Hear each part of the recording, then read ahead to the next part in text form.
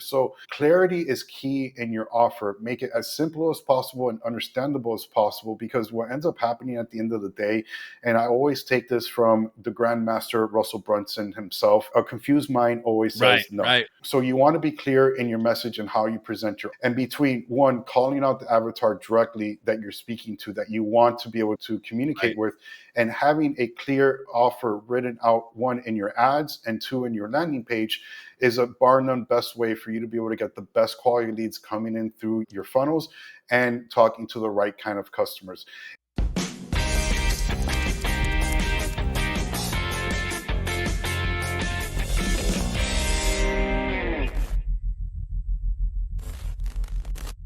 Welcome back to the Amp Intel Show. I'm Zach Hammer. With me today, I got Eddy Miranda.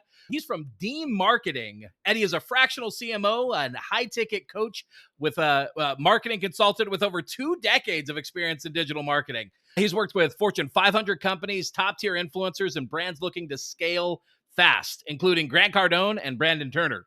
Eddy specializes in helping high-ticket coaches with sales teams 4x their revenue using battle-tested strategies, which is a bit about what we're going to be talking about today. We're going to be exploring a little bit of Eddy's history. We're going to do some case study deep dives into some of the key learnings that he has had working with some of these high profile people. So Eddy, welcome to the show. How are you doing today? I'm doing great, Zach. Thank you for having me on the show. I'm super excited to be here and share the value with your audience. Awesome. And we're excited to hear it. Why don't you go ahead and tell us a little bit about high level, high points of your story. What got you into the digital marketing world? What was your path to that? And then what has your journey been like to get you to where you are today? Yeah, absolutely. Like what you said, I've had 20 years of digital marketing experience. It all started about in my early 20s doing graphic design work inside of print houses here in Miami.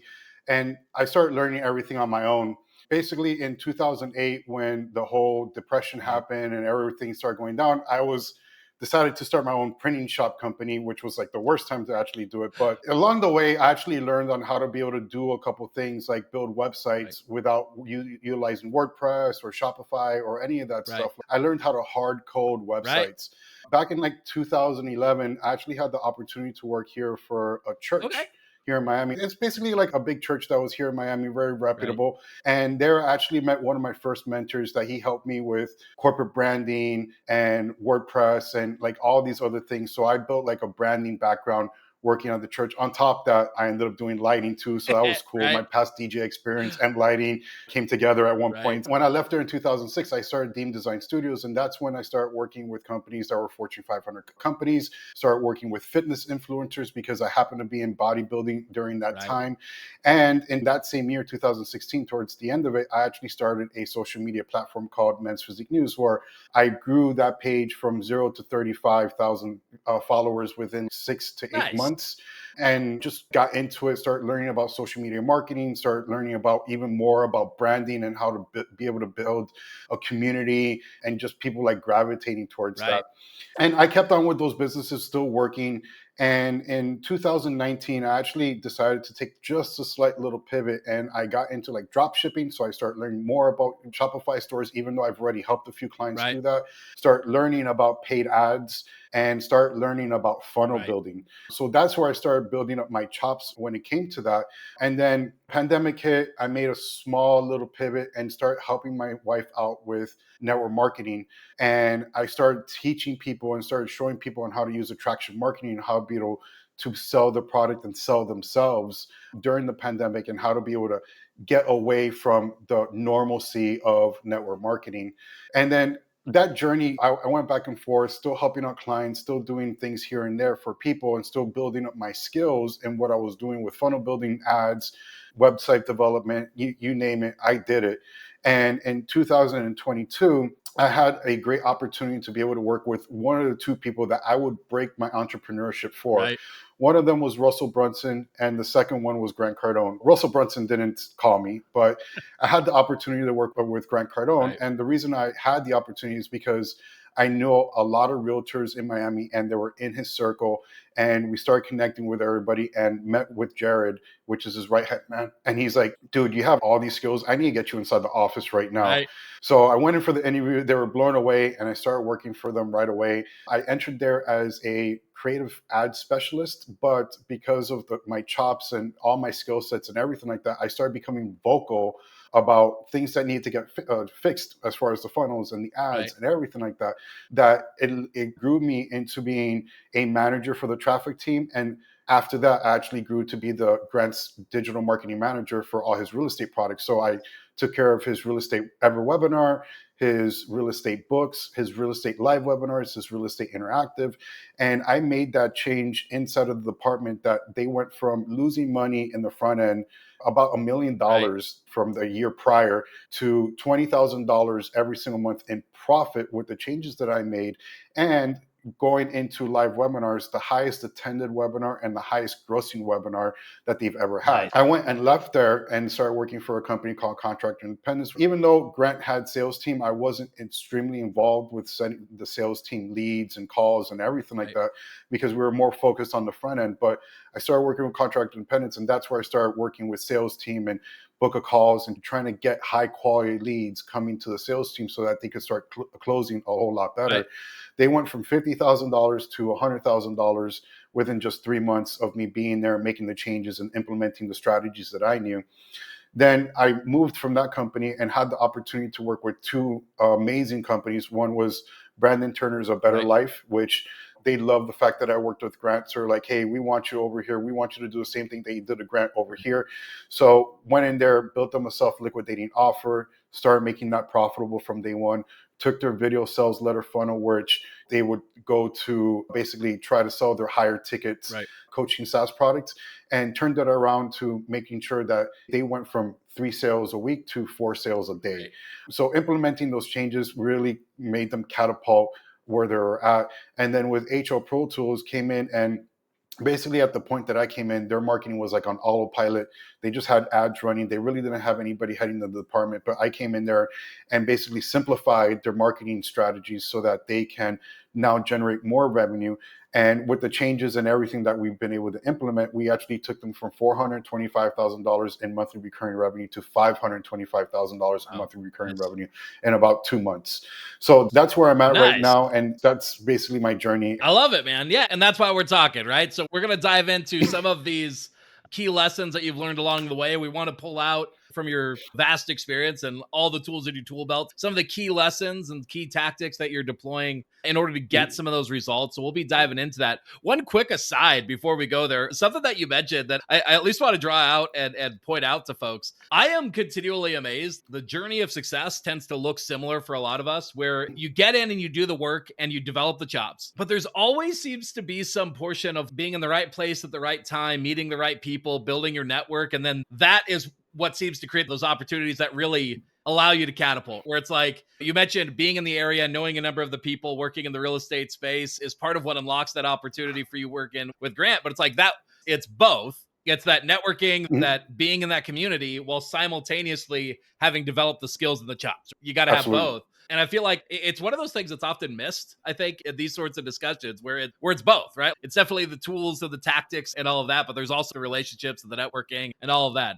And I'm continually amazed how often that's part of somebody's story. Anyway, thank you for sharing that. Yeah. Let's dive in and talk about these. So we've pulled out like 5 or 6 or so. We got some bullet points to cover here and we'll flow through them. But essentially, all of these things that we're about to dive into are some of the key lessons that you've had working with people. So running their funnels, running traffic, optimizing these things in order to actually get the key end result that they want, right? Maximizing sales, maximizing leads that actually lead to sales, all of those things, and some of the lessons along the way. Let's go ahead and dive into that. So the first one that we have here is about how ad objectives make a massive difference. So just thinking through the campaigns themselves, setting up your ads and your strategy, how the objective itself can make a big difference. You want to elaborate on that? Yeah, absolutely. And just so you understand what ad objectives are, it's usually when you're inside the ads manager. And basically what it is, if you're selecting if you want these ads to be a lead-based campaign, if you want these to be a sales-based campaign, if you want them to be traffic. So that's what's meant about objective inside of the ads. And yes, it makes a very huge difference. And one of the great examples that I have of that where I really honed down on understanding this was with Grant's Real Estate Ever webinar, which basically sold his real estate success system. It was an opt-in page. You drive traffic to an opt-in page. They'll jump onto a webinar, and Grant has extremely long webinars, like 3 or 4 hours. You better sit down for a while because he actually really gets into it. And then after that, after you decide, hey, I want to be able to buy the product that he's pitching here, you'll go to a checkout page. When I first started working there, I was looking at what all the media buyers were doing. And the media buyer that was currently on it at that time was running that campaign as a lead objective. And yes, at the end of the day, Grant loves leads. He wants as many leads as possible. In fact, like in the morning meetings that we would have, they would always be like, hey, we got 4 million leads. We got 4.5 million, because it was a stat that they were really dedicated on building. But the thing is, what ended up happening is that funnel was losing money in the front end, right? Like a webinar should be profitable at the end of the day. So what ends up happening is they were running that as a lead objective. Yes, they were getting 800 leads a day, but they were barely breaking anywhere from 5 to 8 sales a day. So then now we're spending a whole lot and we're not making enough on the front end. So then I started asking around. I'm like, hey, do we have to do this as a lead objective? Does it really matter? So then I was like, nobody was able to give me an answer. Let me just do this. I finally took over the account, and I'm like, let's run this as a purchase campaign instead. Because at the end of the day, what ends up happening is that, yes, you're opting in. That is the very first page. But what's the major objective of that funnel? It was to purchase a product at the end of the webinar. So I ended up making that switch. And when I made that switch, yes, our leads went down by half. We went from 800 leads a day to 400 leads a day. Yes, granted, we lost the amount of traffic that was going through the funnel. But the change was that we went from 5 to 8 sales a day to 10 to 15 sales a day, spending less money. So when you're trying to select your objective to any particular thing that you're trying to run traffic to, what's the end goal of the funnel? Is it like you want it to purchase? If you even have an opt-in at the very beginning and then leads to a purchase afterwards, then the true objective of that funnel is to purchase. But if you're just running an opt-in and you're just going to like, hey, I'm just going to give you this free thing, then that's set up as a lead. And the same thing with scheduling on a book a call funnel. I see a lot of people going for complete registration, and complete registration doesn't hold a whole lot of weight as far as the intent of the person.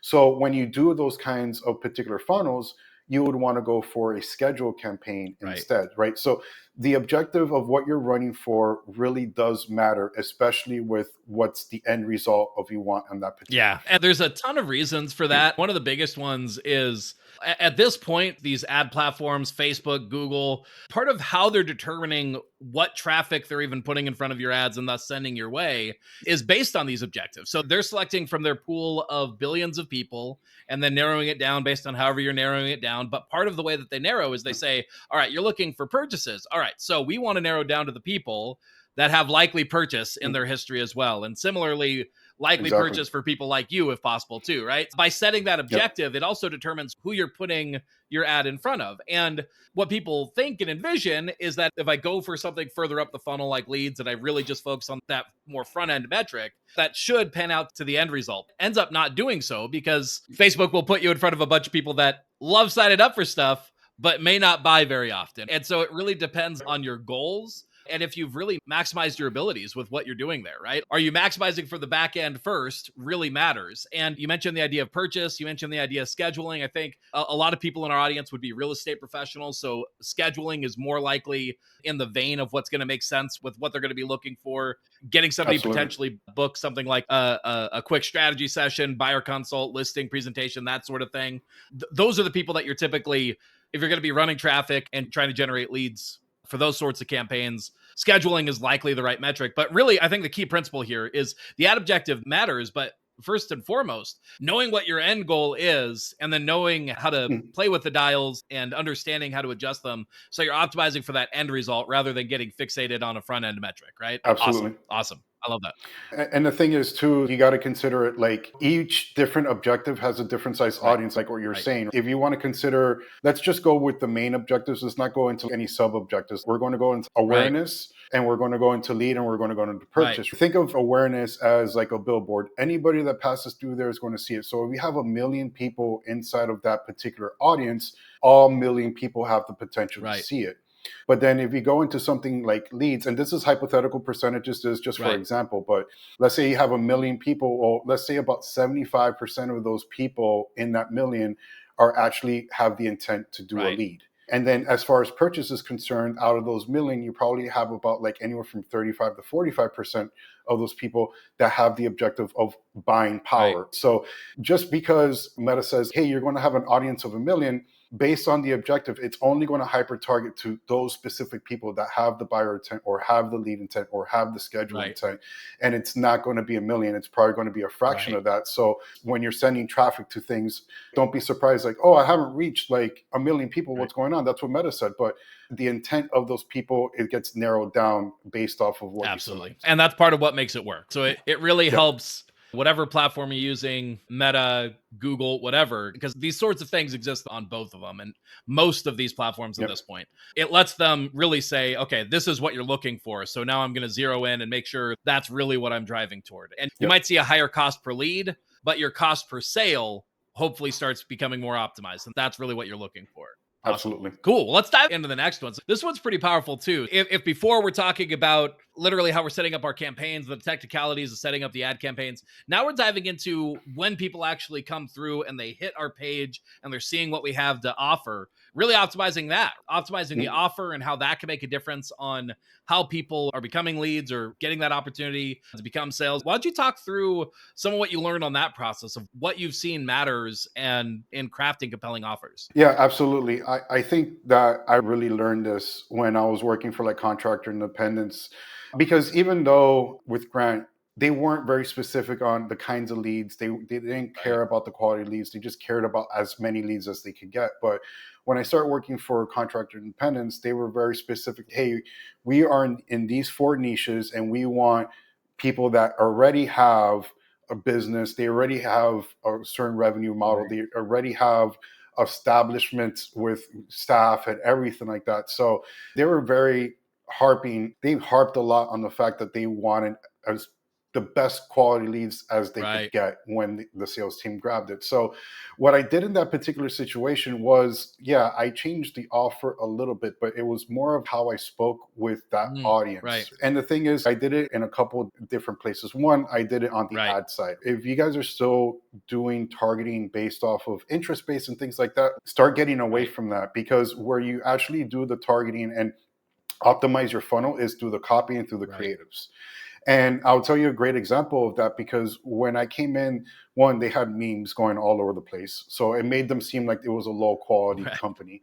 And two, when they were calling out their avatars in the ads, they were just calling out the entire niche. So in this particular instance, they were calling out remodelers, plumbers, HVAC, and Right. roofers. So when you do that, it could be anybody. It could be, hey, I just started a company today and I want to get Right. leads. So anybody and everybody comes in. So they were like, oh, this is great. Our CPMs are awesome, which is cost per million, which is a view for every Right. 1,000. It's amazing. But when I went in there, I'm like, you guys want to get better quality leads. That means that we have to qualify them better on the ad Right. side and call out specifically the avatar that you want. So we went from remodelers in general to remodelers making over $500,000 Right. a year. Now, yes, that did raise up the cost per million of the Right. CPM. But what ended up happening is that now it was hyper targeted specifically on the audience that had a net worth of Right. $500,000 per year inside of their company. And what ended up happening is that now much better people, much more qualified people, because now you're already qualifying Right. them on the front end. You're already telling, if you're making 499,000, we don't want to Right. talk with you. it's already disqualifying them. Now that puts the ads in front of people that are more qualified, and now puts people into the sequence much Right. better. And yes, even the verbiage and how you presented the offer on there made a huge difference, because a lot of times these companies really don't have the sharpest brain. And basically what ends up happening is you have to give them directions. Right. And I think that this goes with any sales process or any ads, that you want to give the customer or the potential prospect a action to take every single step of Right. the way. So in that, I changed them like, hey, when you guys click on here, you guys are going to be filling out a survey, you guys are going to be booking a call and everything like that. So that just transpired into the fact that the sales team is now getting better qualified Right. people. The sales team is now happy, and the sales team is now able to close more people. So that's just on the ad side. But then on the actual landing page side, what you want to be able to do in order to tweak things a lot better, it goes back to the copy and even maybe your video as Right. well. Because what you offer is going to be in that headline. How you offer, how you write it is going to be in that headline. And you want to test a few different versions, because you want to see one, what gets people to get that momentum is like, man, I really need this based off of this headline, and let me push through and try to do the survey, versus, oh man, this really doesn't speak to me. It's a little bit too confusing, things Right. like that. All right. So that's like a couple aspects, just the copywriting on both the ads and the landing Right. page. But the thing is, you want to be able to make sure that the the messaging is 100% Right. clear. Right. I've actually seen some ads, and I've consulted with some coaches that I'm like, you're literally calling out, hey, people like you that are investors. And I'm like, I didn't even know that you were calling out Right. investors. It wasn't even clear. I have no idea what you're selling here. What is this, a done with you? Is this a done with you? Is it a DIY? Right. What are you trying to sell here? So clarity is key in your offer. Make it as simple as possible and understandable as possible, because what ends up happening at the end of the day, and I always take this from the Grandmaster Russell Brunson himself, a confused mind always Right. says no. Right. So you want to be clear in your message and how you present your offer. And between one, calling out the avatar directly that you're speaking to, that you want to be able to communicate Right. with, and having a clear offer written out, one, in your ads, and two, in your landing page, is a bar none best way for you to be able to get the best quality leads coming in through your funnels and talking to the right kind of customers.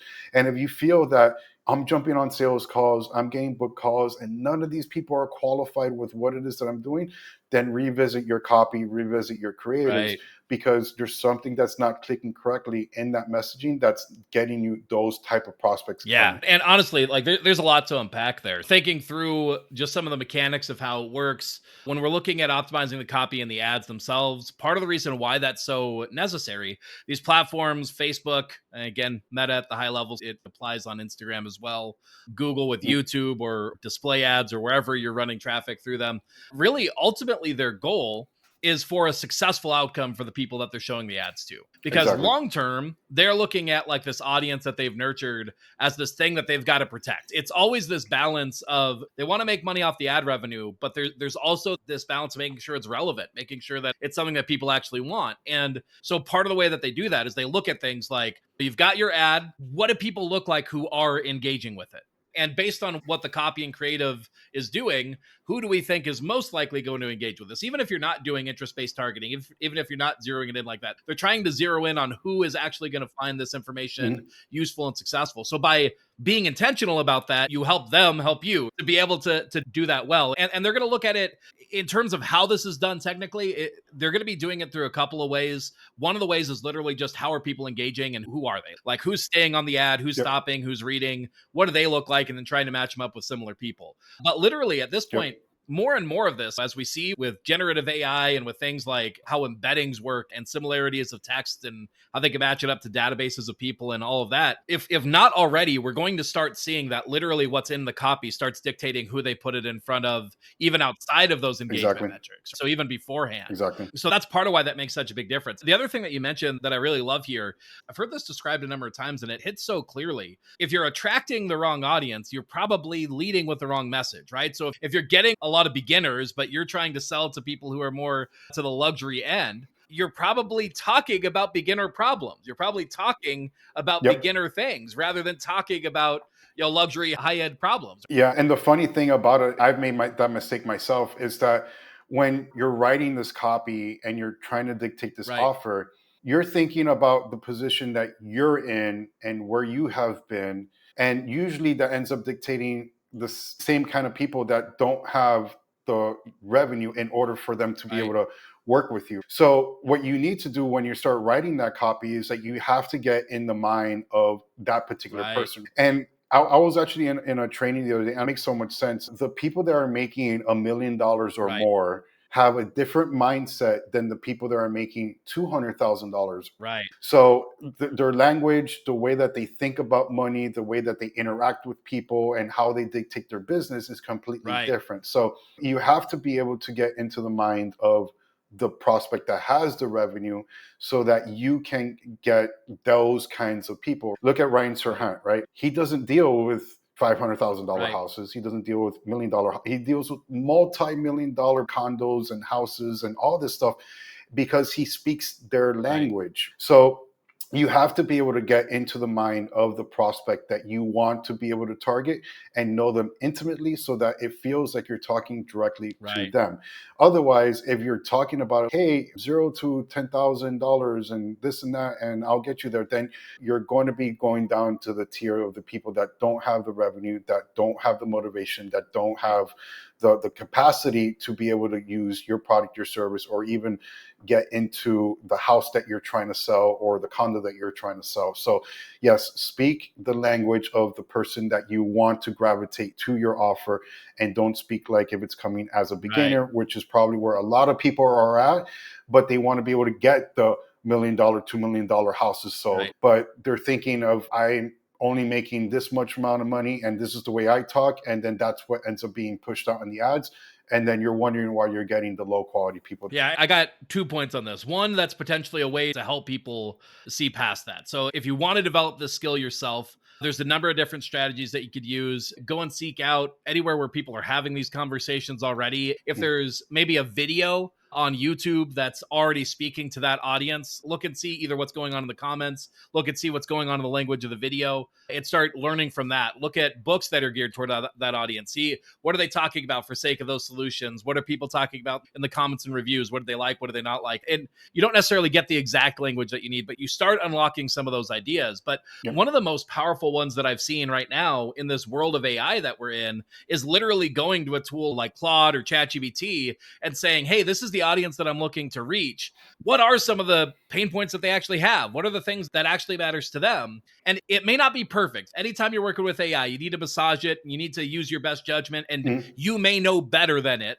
But if you're sitting there and you're not quite sure, and you're in that position of, I don't know this audience really well, I'm having a hard time getting out of my own head, that could be a great way to leverage that external empathy to be able to say what's actually going on in their head and starting to wrap your head around that, and then writing and creating Mhm. to those problems rather than what you might perceive as your own. But even Yeah. aside from that, and I think you'll appreciate this one, that takes skill and that takes expertise to learn how to do that, learn how to do that dance with AI and start doing it. It's not a simple thing where you say, write this to this people and it's going to be perfect. It's going to need work. That's a Yeah. big reason why people need somebody like you, somebody like me, where we can look at those problems from outside of the bottle. There's a saying, it's impossible to read the bottle label from inside the bottle. And when you are trying to sell your own thing, when you're trying to create your own ads, when you're trying to create your own landing pages, it's really hard to see the forest for the trees and to write Yeah. those things. That's part of, you mentioned earlier, a lot of these companies, they struggle to be clear, to do that. It's because they've been in the weeds so long, Yeah. it's hard for them to see that outside perspective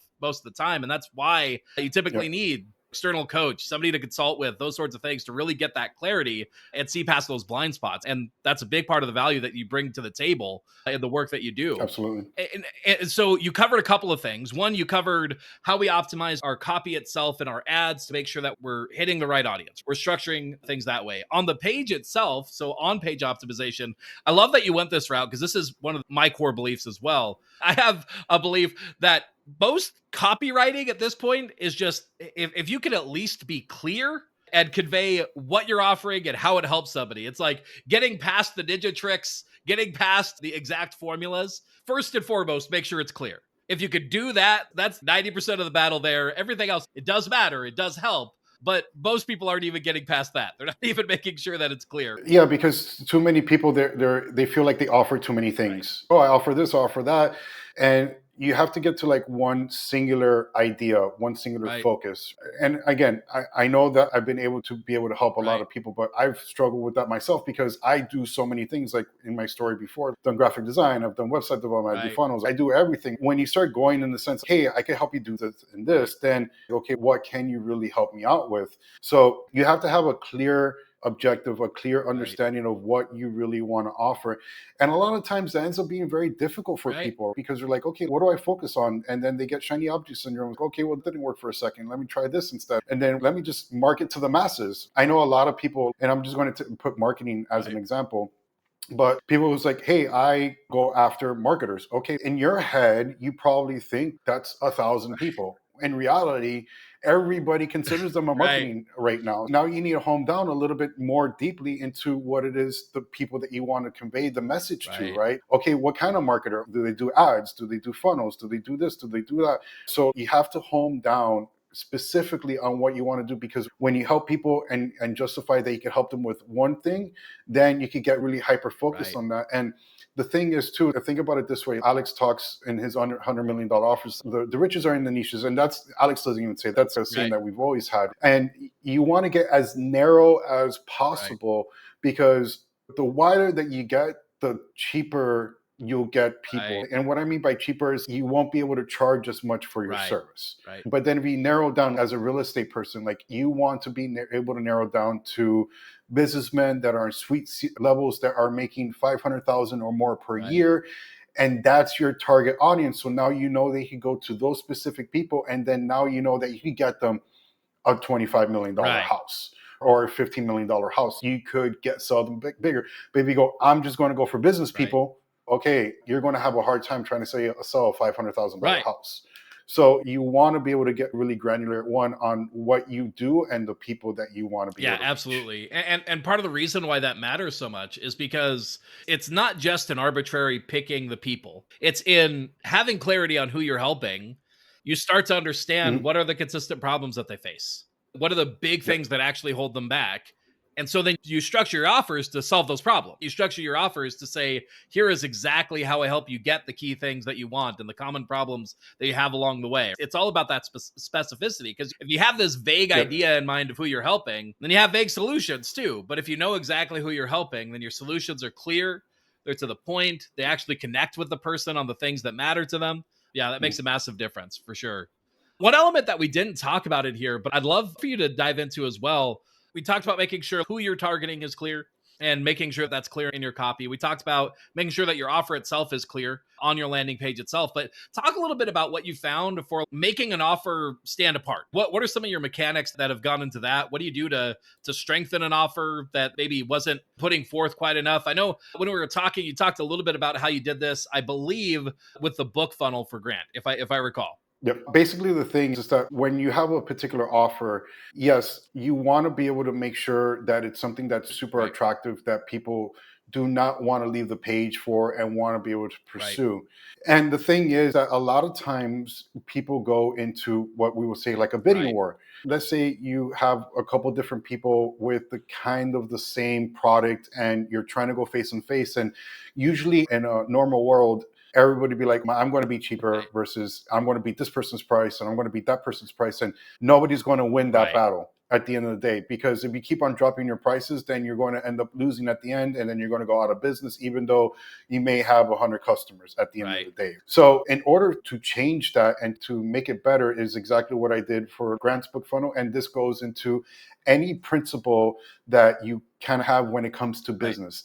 And that is to add as much value as possible for the same Right. price. So make it seem for his particular book funnel was $17. Oh my God, for this book, I'm buying $17. I'm going to get 3 worksheets. I'm going to get another multifamily guide. I'm going to get a calculator. I'm going to get this. I'm going to get that. And that is a way for you to be able to get ahead of everybody else's Right. product, is to add additional value to what you currently have. So in that instance, we had a fighting Right. battle. When I grabbed that book funnel, it was already making a 1 times return on Right. ad spend. So that means for every dollar that went into the ads, I got $1 out. But realistically, on a book funnel like that, you need to be making 2 times in order for you to be able to break even, because you have hard costs, you have ad spend. The amount of ad spend that you're probably getting to acquire customers more than the cost of the actual book. Right. So that's why you have particular upsells at the end of it. That was one issue, is just trying to be able to get people to buy it and for us to be able to make a Right. return. The second issue that we ran into, and this is in any particular book funnel, especially if you have the book on Amazon, is that people will land on that particular book and be like, let me check on Amazon and see if I can get the book in 2 days versus 5 to 7 Right. days of regular shipping. So a lot of times where people would rather take paying $35 for a book and have convenience versus paying $17 and have it cheaper for the exact same Right. product. So now we had to fight the convenience factor when it came to, hey, get it in 2 days or get it in 5 days. And the way they'll be able to do that is also to be able to stack the value Right. as well. So those were the two different instances on what I saw with that particular book funnel, that we had to increase the value on here in order for us to be able to make those sales. Right. So what ended up happening after the fact when we did that? One, we went from a 1 ROAS to a 3 ROAS. Right. So not only were we breaking even, we were making additional money on it that we were able to actually scale. And two, we were able to get people to buy more books and get them out of Amazon and into the book funnel, because they realized, well, I'm just getting a book with this versus I'm Right. getting a whole bunch of other stuff with this one. And now we're able to get them to go buy courses and additional videos after the fact that increased our average cart value, that now helped us be able to spend more money on that. So Right.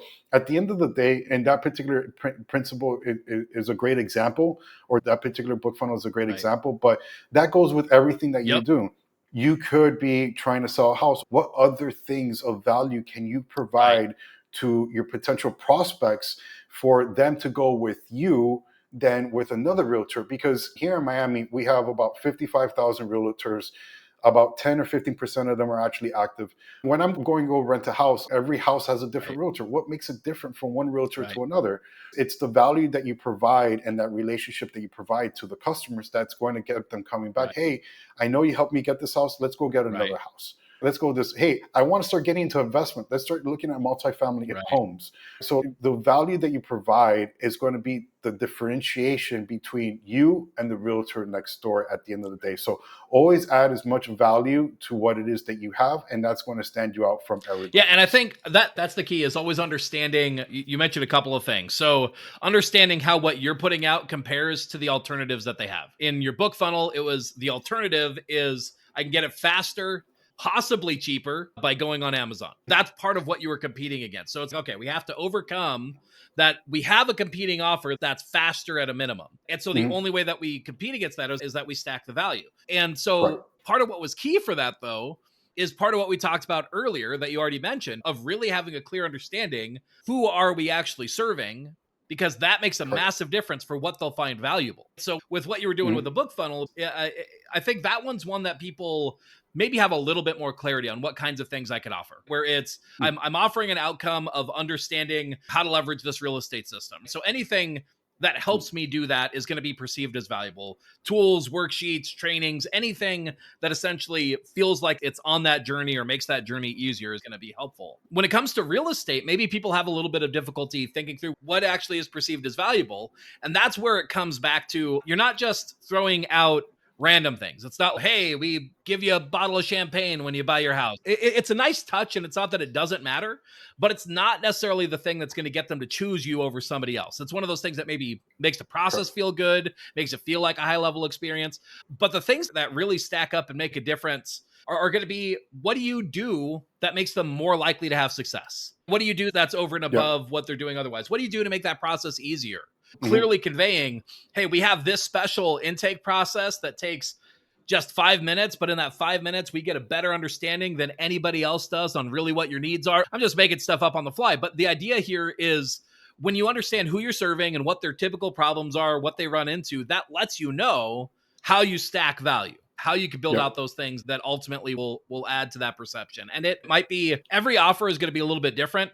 Getting somebody to fill out a home value request funnel is going to be different than getting somebody to actually be ready to book a buyer consultation, book a listing consultation, that sort of thing, because the Yep. level of commitment is higher. But either way, it's the same principle of you have to think about what are their other options? What else would they do? What else might they consider? Because there is always the option of either A, doing something else, going with a competitor, going with an alternative, and B, they always have the option to do nothing. If they're like, this isn't worth my time, I don't see anything else that's worth my time, I'm just not going to do anything. That's always an option too. So it's something to keep in mind for Yep. people of that's something you're competing against at points too. Yep. I'm trying to think about it like as a realtor's perspective, and it could be as simple as the way you Right. dress. Because I've actually met with realtors that, hey, I just finished coming from the gym, or I'm working on. I'm like, then why am I going to work Right. with you if you're dressed like this? That could be one thing. Another thing could be they're very educational. They understand real estate and they understand on how to be able to communicate that Right. to the client and have them understand the process. Because a lot of times people go through this process, they're like, oh, I'm just getting a house. I have no idea what's happening, Right.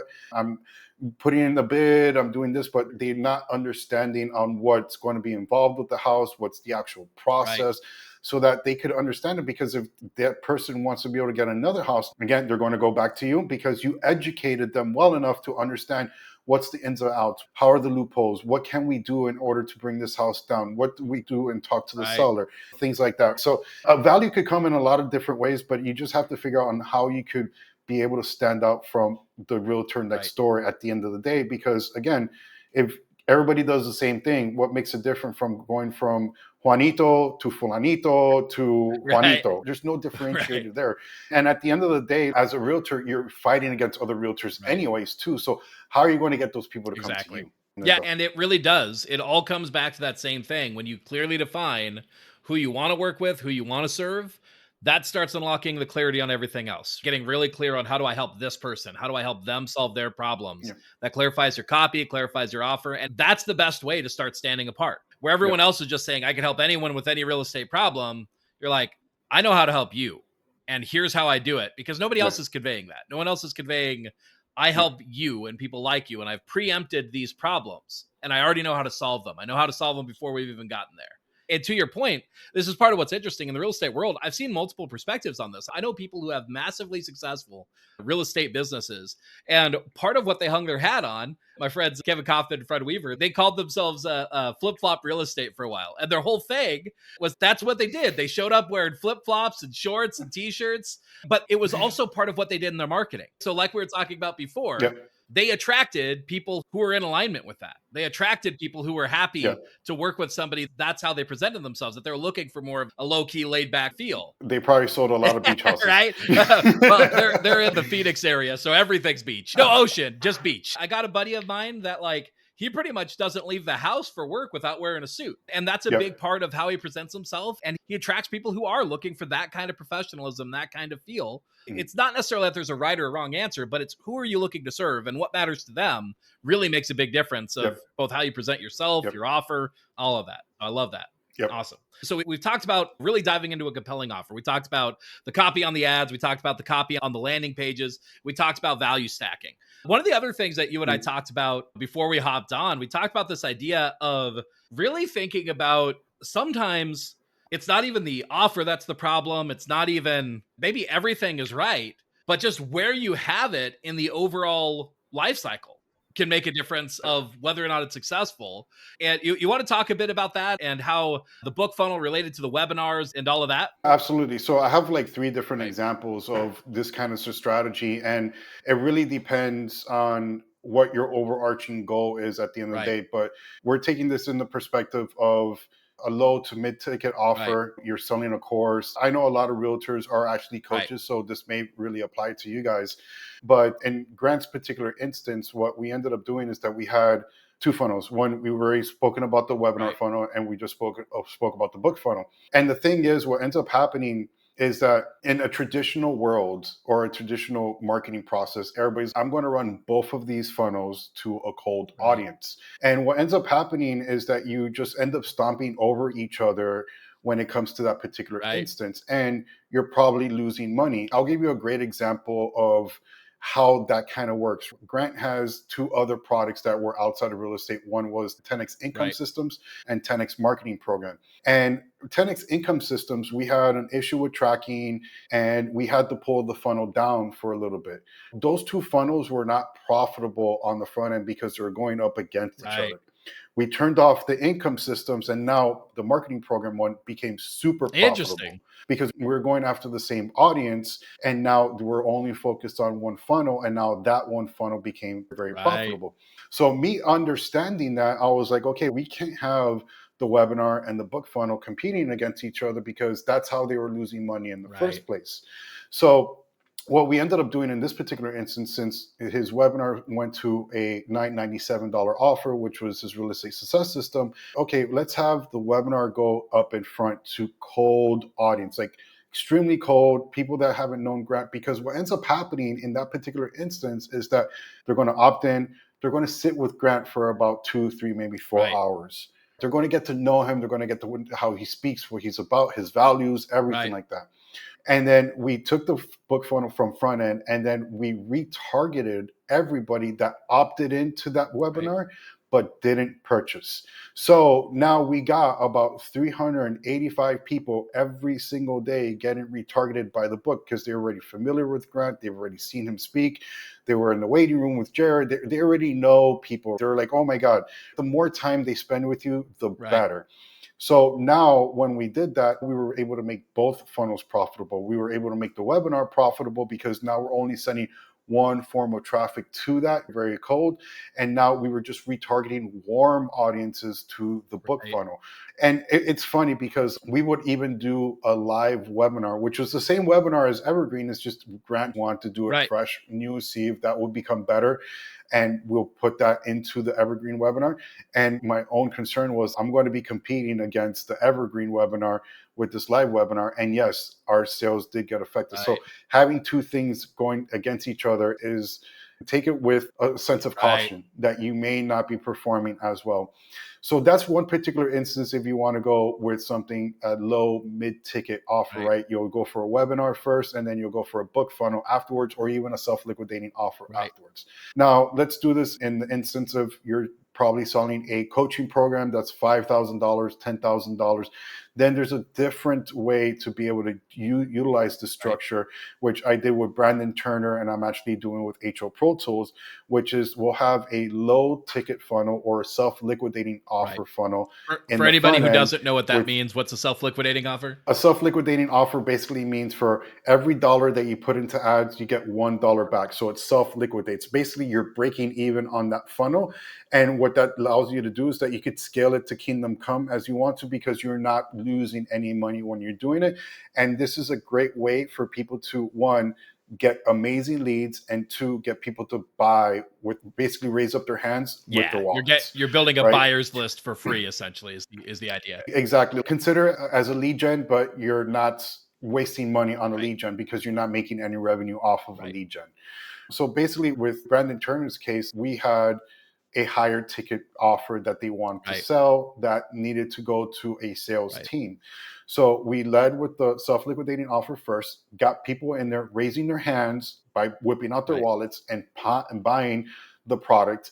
And then from there, we retargeted everybody off of the buyer's list and sent them straight to the video sales letter funnel, which now they would go watch a video, they would do a survey, and then book a call with the sales team.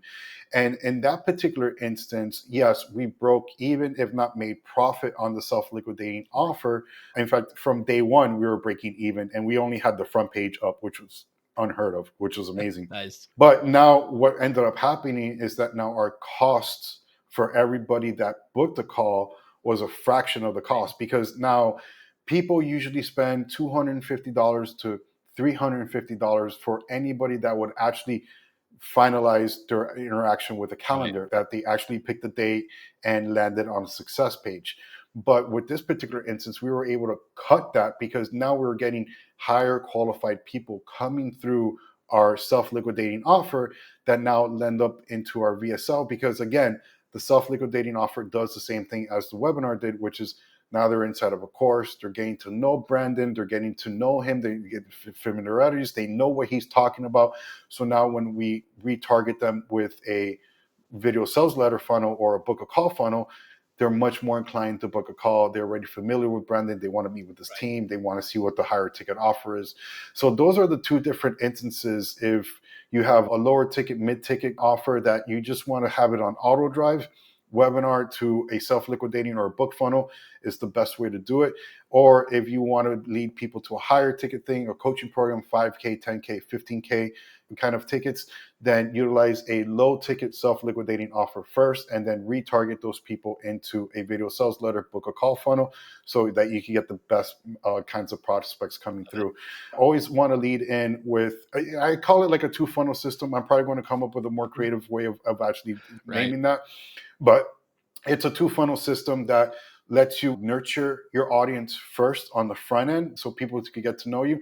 And then whatever you sell them on the back end, it's going to be a much easier sell for them to be able to come in through Love your it. pipeline. Love it. And there's so much value there. One of the things that you mentioned early on in that whole idea of not having your offers compete, it goes back to the same idea that we talked about toward the beginning about clarity. Especially the bigger the ad budget, the more that you're potentially hitting the same audiences, the more likely that you need to be really thinking about, let's find our winner and lead with that, because you'll be cannibalizing the other audience. And not necessarily cannibalizing. If the sales are going one or the other, great. Like either one's a win, right? But the problem is that you introduce confusion, because now people are potentially seeing 2 different offers and they're not sure which one they're actually going to move forward with. Which one are they excited about? Whereas if they just keep seeing the same thing, they're like, you have more of those chances where it's like they heard about it and then they see it again. And they're like, yeah, I need to do this. The timing's right. I need to hop in and do this. Versus if they heard about a different one and now they're seeing a different offer, they're less likely to be ready to go. They need both. So they just get confused and don't take action.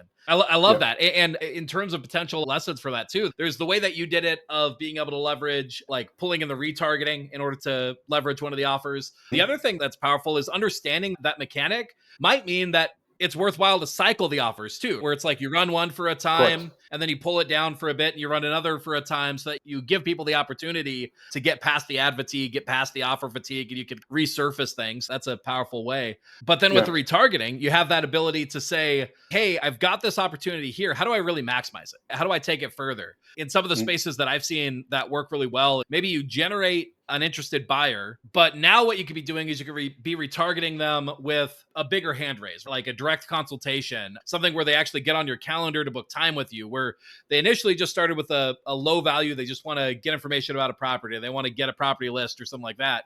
But you start retargeting them with information that's a little bit more, let me help you do this, right? Let's do this together. And that's a great audience to do that, because they have some familiarity with you through your initial offer. Hopefully you're leveraging emails and phone calls and all that to help nurture them, but you could also be leveraging ads on the back end to nurture them further too. And that works whether it's directly working with buyers and sellers, or even in the coaching, recruiting world as well, where you're putting out something to attract agents to your team and you're leveraging retargeting in order to get them to actually raise their hand to say that they want to join your team or that they want to take that next step and really double down deeper. So I like that you showed that from 2 different angles too, where you have your front end offer. I think initially for that grand funnel was a higher ticket offer up front, and then you're just maximizing profit and revenue with the book funnel as the retargeting. But then the other way around works well too, where you have self-liquidating on the front end, just get that buyer's list, and then you retarget with the high ticket in order to really create the revenue. So you go at it from both angles. Yeah. And again, it depends on the circumstance, because when I was working for Grant, our marketing department, the intent wasn't to send calls to the sales team. The sales team would always grab whatever sales we got that had a phone number to it and always will follow up. So they were handling that either way, because they were more of a cold-based kind of a sales team versus trying to sell a product, a higher ticket product, and that's where you're trying to go through. We reversed it because the end goal was for the higher ticket thing. So again, it just depends on the circumstance, on how you would leverage the 2 funnel system in order to be able to maximize the potential of the audience. I love it. Eddy, we've covered some great stuff. I think we got through everything that we had initially planned to, a little bit more too. So awesome stuff, man. Obviously, you've conveyed a ton of value. There's lots of actionable information that people could leverage here to improve their campaigns, improve their strategies. And again, this is just to bring some different angles to this. Whether you're running paid ads or not, the same principles apply, right? If you're Yeah. door knocking, if you're making cold calls to convey this information, the same lessons around clarity around your offer, around exactly what you're doing, who you're serving, who you're reaching out to, all that, they apply. It's just the way that they apply depending on the medium makes a difference. Yep. So what we talked about, all of it could be applied and reflowed no matter what way you're doing your marketing and sales. But say people want to take it to the next step. They want your direct help with this. First off, who are you helping? What are you helping them with? And what are the ways that they could potentially dive deeper into your world and get that help from you, Eddy? Absolutely. So the people that I'm really, really focusing on right now is higher ticket coach or high ticket coaches. Basically, if you have an offer that's $5,000 or Right, more, but you already have an offer, it's already established, and you're trying to see how you could squeeze more juice right, out of it. So in the instance that when I was working for Grant or Brandon or any of these other companies, they already had an established right, offer. But I came in there, I'm like, okay, what can we do in order to capitalize right. this more? So that's what I'm wanting to help out with is help high ticket coaches and being able to make more money with their current offers and making these tweaks, whether it be their ads, their funnels, their systems, or even everything in between to make sure that it flows to a sales team so that the sales team is not cracking the whip on you and Right, like, hey, what is up with my right, leads? I want better people coming through because that's usually what a sales team usually right, complains about at the end of the day. What are my leads? So basically, I help with every aspect of that. And I look at marketing right. holistically. And if you want to learn a little bit more about how I do this and what I talk about and the value that I do, I actually have a free Facebook group that you guys could enter in and just poke around and get to know me a little bit more. It's called Sales Growth Strategies for High Ticket Perfect. Coaches.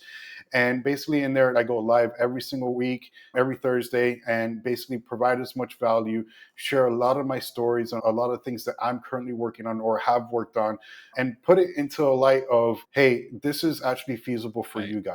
If you guys are struggling to try to get past that $500,000 mark or that $1 million mark, and you're just trying to figure out what it is that you need to tweak inside of your right. marketing, I'll be able to help you out with that. And joining my group is the first step to be able to know where it is that you need or at least understands what kind is going on inside of your business in order for you to be able to meet those new revenue goals for your Perfect. And business. that link we'll have in the show notes. We'll have it on the page where this gets published as well. But if you need it directly, it's eddymiranda.com/group.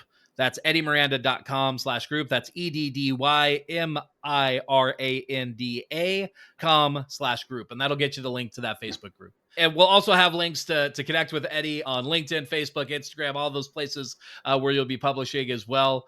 And then if somebody does want to bring you on in that higher capacity, what's the process look like for that? If somebody does want to work with you directly, do that high ticket consulting. Yeah, absolutely. First, it will be book a call with me. So if we do get into conversations, we'll jump on a quick call. And basically, I would want to find out exactly what's going on in your business because everybody has different problems. Everybody has different pain points. And the process for each one is going to be a little bit different. If you've been hearing this podcast, you've been understanding that what the situation I had with Grant was different than the situation I had with Contractor Right, Independence, and the situation for Contractor Independence was different with Brandon Turner. So everybody has a different situation going on. right. So I want to be able to jump on a call with you, dive in and see what's going on with your marketing and see the metrics and what's going on and how the sales team's interacting and where you're losing. So I want to be able to ask the questions to figure out what is your major pain point in your marketing. And then from there, I'll custom design a solution specific to your business and help you get you to where you need to Awesome. go. Awesome. Love it. I definitely encourage you guys, like I talked about, I forget where in the episode, but just that idea that a part of the reason why you need people to help, the consultants, the people that to come and look at what you're up to, quite honestly, this is one of the things that I've learned. Sometimes you may already know what you need to do somewhere deep inside you. You hear the message, and it may or may not even be new information, but you needed that outside perspective to be able to see, oh yeah, I was missing that. I've done that kind of thing before. Yeah. Maybe I've done it successfully for somebody else. Sometimes that's what happens. Other times it is shortening that learning curve where you're getting new insights. Man, I never thought about doing it that way. And it's that mixture of both and those proven systems, that proven viewpoint, that process to take people through. That's what makes all the difference. We're bringing in somebody like Eddy can make a massive difference to make sure that your campaigns, your strategies are actually getting those end results that you're looking for. So if you're a good fit, if you're at that level where you got $5,000 offer or more, reach out to Eddy. You won't be disappointed. He's proven through this episode that he's got some powerful insights on this stuff. I got some chops. Absolutely. Good call. There you go, man. We'll call it there. Thanks so much for coming on. Thanks, everybody, for listening. And until next time, we'll catch you on the next one. Thanks for tuning in to the Real Estate Growth Hacker Show. Remember, done is better than perfect. To turn the marketing ideas and tactics you just learned into real growth for your real estate business, visit us at realestategrowthhackers.com. If you like this episode, consider sharing it with another real estate professional who could benefit from the information. Or maybe you'd like to subscribe to the show to never miss an episode. You can leave a rating or review on iTunes with your biggest takeaway, helping this show to reach and help more people just like you. Thanks again, and we'll see you on the next episode.